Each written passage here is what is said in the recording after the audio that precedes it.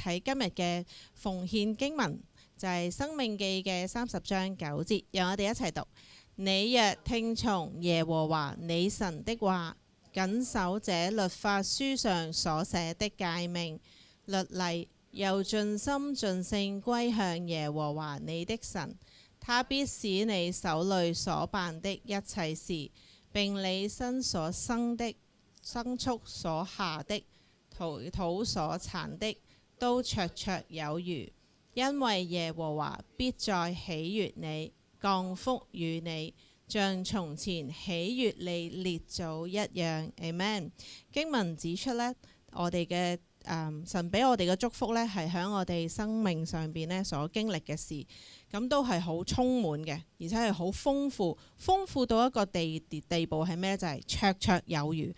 綽綽有餘呢，其實呢就係指呢神俾我哋嘅祝福呢，包括咗我哋嘅能力、財力，仲有就係我哋生活所需要嘅物品嘅當中，都非常之寬裕，而且充足，足夠到一個呢就係有多嘅程度嘅。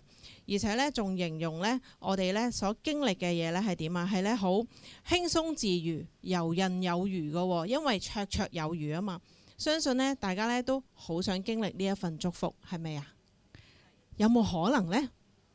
有可能嘅，絕對係有可能。因為經文第一句咧就提醒我哋，佢話我哋要聽神嘅話，而且咧要點啊？要謹守遵行咧聖經咧裏邊所記載神嘅誡命，仲有咧就係律例，唔係單單聽就得㗎。原來咧最重要咧，佢嗰度咧都有講，佢話要盡心盡性，即係盡咗心思，傾注咗全副嘅生命。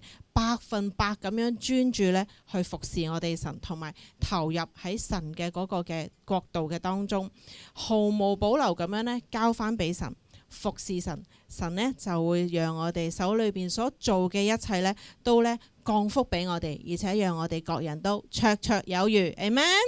你想唔想經歷啊？想經歷，讓我哋咧同隔離嗰個講，聽神嘅話，遵守誡命。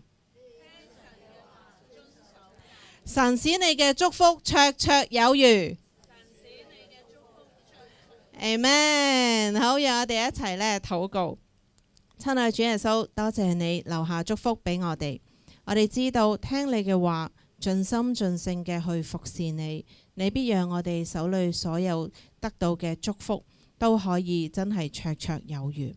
求你繼續嘅帶領我哋，祝福教會嘅領袖。可以咧，從你而嚟嘅智慧嘅當中，去運用每一個弟兄姊妹嘅奉獻，去擴展你嘅國度。主，我哋知道你好愛我哋每一個。神啊，求你繼續嘅帶領我哋，讓我哋盡心盡意嘅去服侍你。以上嘅禱告係奉靠我主耶穌基督得勝嘅名字。Amen。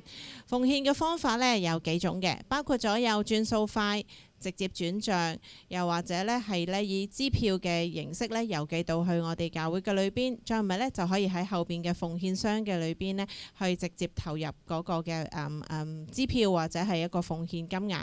咁麻煩呢，弟兄姊妹，如果真係用轉數嘅方法咧，記得將你嘅收據咧發翻去69326034嘅當中，喺稅務嘅年度嘅當中，我哋會有收據俾你。好多謝各位，咁讓呢個時間呢，我哋交俾歐廷牧師證道。Amen。